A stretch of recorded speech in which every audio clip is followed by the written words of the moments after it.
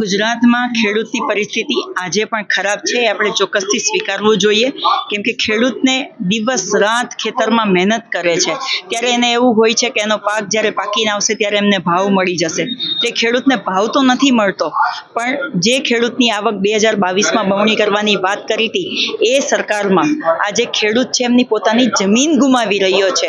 જે ખોટી માપણી કરવામાં આવી છે, રદ કરવાની માંગ સાથે આજે સુરેન્દ્રનગર જિલ્લામાં નૌશાદભાઈની અધ્યક્ષતામાં એક ખેડૂતની રેલીનું આયોજન કરવામાં આવ્યું. 1 વર્ષ પહેલા અતિવૃષ્ટિના કારણે ખેડૂતોના ખેતરોમાં પાક નિષ્ફળ ગયો હતો. સરકાર દ્વારા એવી જાહેરાત કરવામાં આવી હતી કે જે ખેડૂતોનો પાક નિષ્ફળ ગયો છે એમનો સર્વે કરી અને એમને સહાય દેવામાં આવશે 22,000 થી 44,000. 4-5 ખેડૂતો જે એમના મળતિયા ખેડૂતો હોય એમને સહાય મળે, પણ જે કોંગ્રેસ તરફી વોટિંગ કરતા હોય કે કોંગ્રેસી ખેડૂતો હોય તો ત્યાં સુધી એ વળતર નથી મળતું. આ કિન્નાખોરી રાખતી ભારતીય જનતા પાર્ટી છે, ખેડૂત વિરોધી સરકાર છે.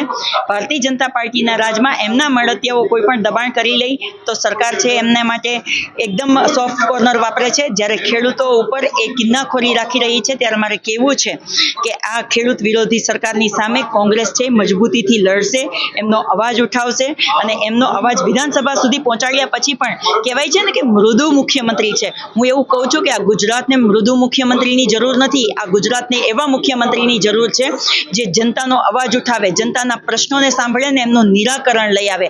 આ 2 એન્જિનથી ચાલતી સરકાર છે એ મને એવું લાગે છે કે ડબલ એન્જિન બંને ખોટવાઈ ગયા છે, એટલે હવે ખેડૂતો અને સામાન્ય જનતાઓ ઉપર એમનો ભાર આપે છે. ત્યારે કોંગ્રેસ ઉગ્ર આંદોલનથી એમનો અવાજને મજબૂતીથી રાખશે. મિત્રો, આવા જ વિડીયો અને શોર્ટ્સ જોવા માટે આજે જ અમારી ન્યૂઝ રૂમ યુટ્યુબ ચેનલને સબસ્ક્રાઇબ કરો.